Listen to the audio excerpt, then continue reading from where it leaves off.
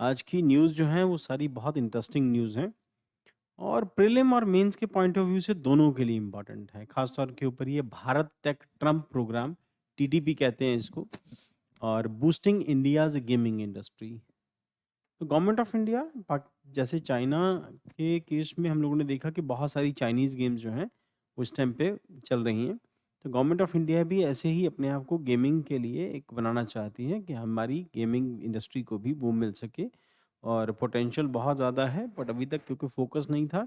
Now the government of India is focusing कि अपनी हम लोग गेम्स बनाएं और उसको हम लोग बाहर बेचें, क्योंकि आजकल तो बहुत ईजी है ना एंड्रॉइड के ऊपर, बाकी सब चीज़ों के, बाकी सब प्लेटफॉर्म्स के ऊपर बेचना।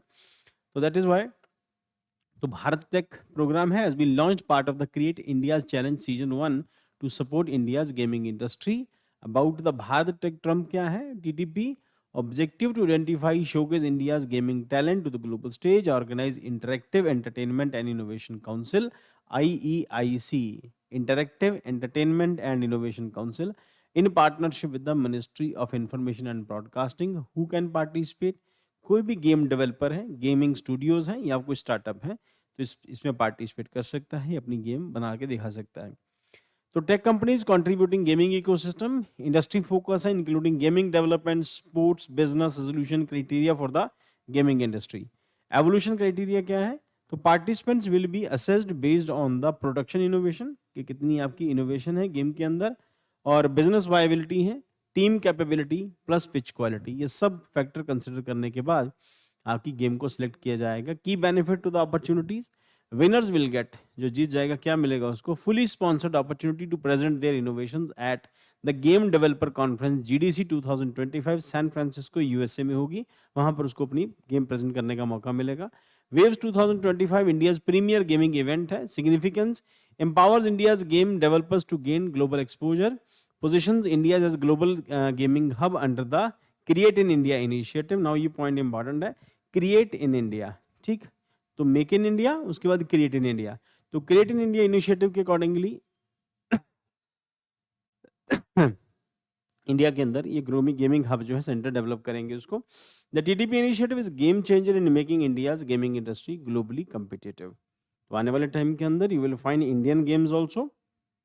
तो इंडियन गेम्स के थ्रू ना बच्चों को, या फिर जो एंड्रॉयड यूजर्स हैं, या फिर जो गेमिंग कंसोल्स आते हैं जैसे PS3, PS4, PS5, आजकल शायद PS5 चल रहा है, तो ऐसे गेमिंग कंसोल्स के ऊपर भी उस तरह की गेम्स जो है आ सकती हैं। डिपेंड करता है कि इंडिया का जो यूथ है या जो इंडिया की गेमिंग जो गेम डेवलपर्स हैं, और या फिर जो स्टार्टअप्स हैं, या फिर जो गेमिंग स्टूडियोज हैं, वो किस तरह से पार्टिसिपेट करती हैं। तो गवर्नमेंट इट मीन्स इनिशिएटिव ले रही है और उस इंडस्ट्री को भी फोकस कर रही है जो कभी इंडिया की जो फोकस एरिया नहीं रहा था।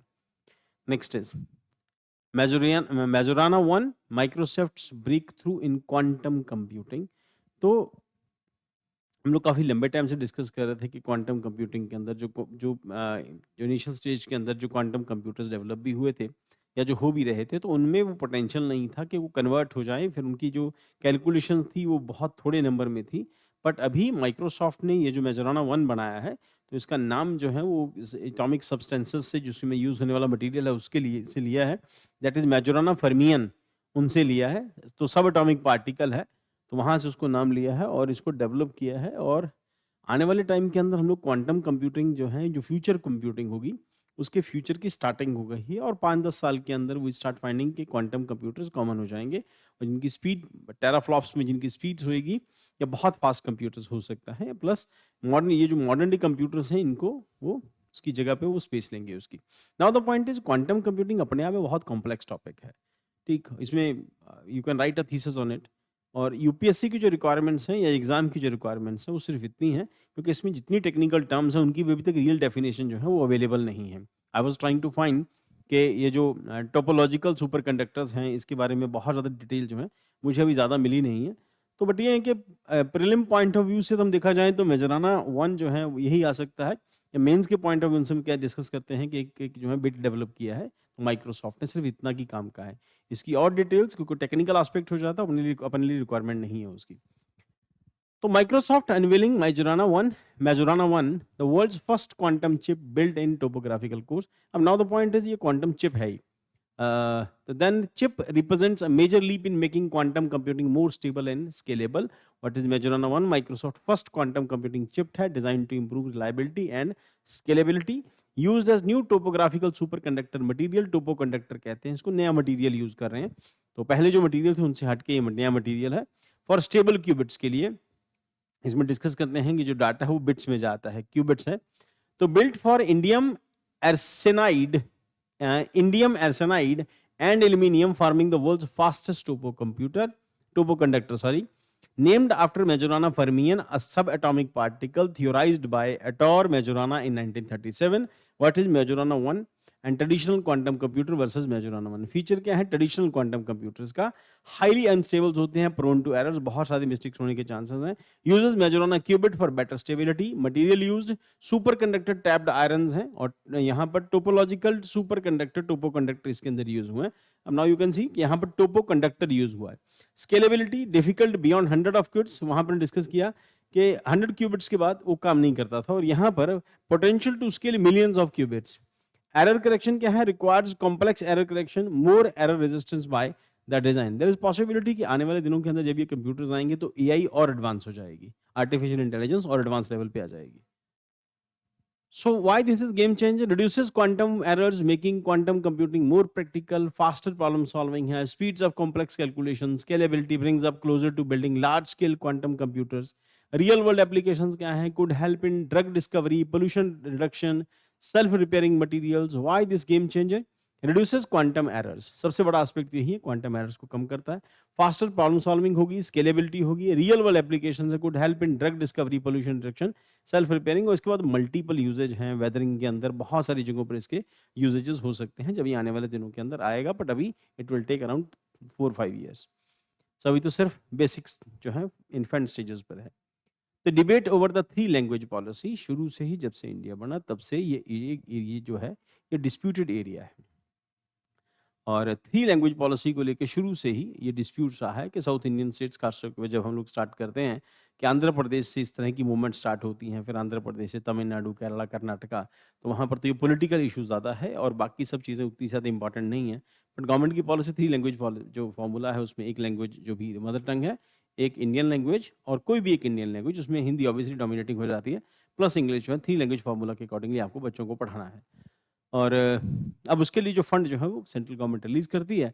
कभी स्टेट गवर्नमेंट के साथ, खासतौर पे साउथ इंडियन स्टेट्स के खूब ड्रामे रहते हैं इसमें. अपनी जगह पर वो ठीक हो सकते हैं, है ना, बट ये कि डिस्प्यूटेड एक सब्जेक्ट रहेगा हमेशा, क्योंकि नॉर्थ इंडियन उसको अलग पॉइंट ऑफ व्यू से देखते हैं, साउथ इंडियन उसको अलग पॉइंट ऑफ व्यू से देखते हैं. सोचने का तरीका अपना अपना हो सकता है, बट पॉलिसी है गवर्नमेंट की, तो है ना, everybody has to follow, every state has to follow. Central government has withheld rupees 2,152 crore in education funds for Tamil Nadu under the Samagra Shiksha initiative. The move follows states' refusal to implement the PM Shri scheme due to its opposition in the National Education Policy 2020. Although Tamil Nadu has shown willingness to participate in PM Shri, it firmly opposes the 3-language formula advocated by NEP 2020, preferring to continue its long-standing 2-language system. The union government insists on compliance, arguing that the policy aligns with the constitutional principles, while Tamil Nadu has criticized the decision in the coercion and questioned the legal validity. तो तमिलनाडु इसको deny करता है कि नहीं, हम लोग 3 language formula को adopt नहीं करेंगे. इस करके गवर्नमेंट एफर्ट जितनी भी आती हैं, जो फंड जितने भी आते हैं, उसको लेके हमेशा इश्यूज रहते हैं. और साउथ इंडियन जो है पता नहीं क्यों ज़्यादा प्रोटेक्टिव है अपनी लैंग्वेज को लेके. उसके पीछे उनकी अपनी हिस्टोरिकल बैकग्राउंड हो सकती है. की हाईलाइट क्या रहेंगे? Overview of the 3 language system in NEP, और Tamil Nadu opposition to policy, concern about the promotion of Hindi and potential path forward, क्या क्या हो सकता है. 3 लैंग्वेजेस में रीजनल लैंग्वेज है, प्लस इंग्लिश है, प्लस हिंदी है, 3 लैंग्वेजेस होंगी. और understanding the 3 language system in NEP 2020, new education policy 2020 continues the 3 language framework initiative initially introduced in the 1968 education policy. Unlike earlier versions, which mandated Hindi learning nationwide, the new policy offers greater flexibility, allowing states and students to select language based on the preference, which is the condition that at least 2 must be indigenous to India. 2 Indian languages का आना जरूरी है. Provision यही कहता है, but obviously हम लोग मानते हैं कि साउथ इंडिया में तमिलनाडु के अलावा कौन सी लैंग्वेज सीखेंगे, तो दूसरी लैंग्वेज ऑब्वियसली हिंदी हो जाती है वहाँ पे. और flexibility and language choice, states and regions retain the autonomy to determine the 3 languages. Non-Hindi speaking states are not necessarily required to adopt Hindi. Bilingual learning approach क्या है? The policy promotes the use of students home language और mother tongue alongside English for instructions. Emphasis on Sanskrit. Sanskrit is included as the optional language, receiving special recognition within the three language framework. अगर आप हिंदी नहीं सीखना चाहते संस्कृत सीख सकते हैं. So Tamil Nadu resistance to the policy. Tamil Nadu has a long history of opposing the imposition of Hindi at its education system. तो historical resistance in Hindi 1937 से start होता है. Justice Party, MG Ranari की Justice Party protested against the compulsory introduction of the Hindi in the schools under the then Madras government. उस time की Madras government जो थी British government थी, इसके उनको हर गवर्नमेंट हर पॉलिसी के अगेंस्ट जाना था. That is why they start criticizing हमें हिंदी नहीं चाहिए. देन उसके बाद इंडिपेंडेंस के बाद तो पॉलिटिकल इशू बन जाता है. This led to wide spread unrest including the details of activist Thalamuthu and Natarajan forcing the policies withdrawal. 1965 anti Hindi protest वहां पे स्टार्ट हो जाते हैं. उसके बाद द्रविडियन मूवमेंट शुरू होती है. Policy stand 1968 CM Annadurai administrative pharmacy rejected the three language formula reinforcing Tamil Nadu adherence to two language approach. तो हम किसी भी कंडीशन में थ्री लैंग्वेज फॉर्मूला अडॉप्ट नहीं करेंगे. और यहाँ पर जो सीएम है 1968 के अंदर सीएम अन्नादुरई वो डिनाई कर देते हैं कि नहीं, हम लोगों को टू लैंग्वेज पर ही स्ट्रिक्ट रहना है, हम थ्री लैंग्वेज फॉर्मूला एक्सेप्ट नहीं करने वाले. Then उसके बाद since then the subsequent state governments have upheld this stance. Continued resistance in recent years 2019 Tamil Nadu opposition led to the removal of mandatory Hindi clause from the draft NEP by the Kasturi Rangan committee. The state remains steadfast in maintaining the two language education structure. Concern about Hindi promotion? Critics in Tamil Nadu argue that the three language model indirectly encourage the dominance of Hindi given practical challenges such as क्या क्या हो सकते हैं. सबसे पहला issue तो कि teachers नहीं मिलेंगे.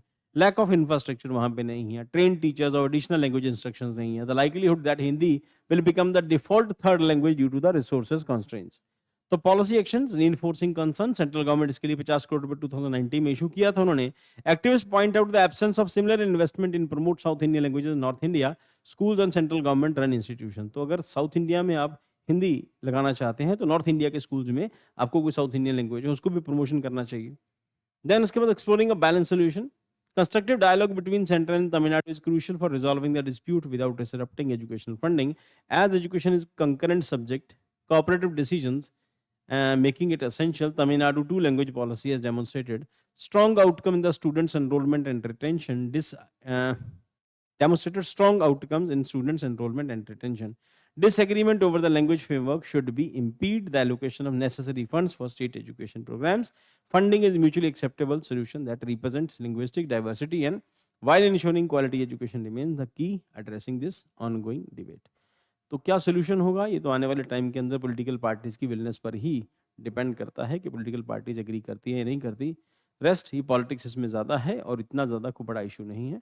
बट वो किसी भी इशू को अगर आप रिलीजन के साथ रीजन के साथ जैसे इंडिया में होता है रीजन के साथ रिलीजन के साथ किसी भी चीज़ को जोड़ देते हैं वो थोड़ी सी बूम मिल जाता है उसको. तो कुल मिला के ही यहाँ पे पॉलिटिशियंस इसमें इन्वॉल्व हैं. सेंट्रल गवर्नमेंट का प्लान है. हो सकता है आम जनता को उतनी प्रॉब्लम नहीं हो क्योंकि ये लोगों के मन में इन्होंने इन्फ्यूज़ किया कि हिंदी हमें नहीं सीखनी है. नेताओं के थ्रू जनता तक पहुँचता है. जनता तो भोली होती है, जैसा नेता कहेगा वैसे जनता मानना शुरू कर देती है. कल को लिबरल पॉलिसी आएगी तो ठीक है, हाँ यार ठीक है कोई बात नहीं आने दो.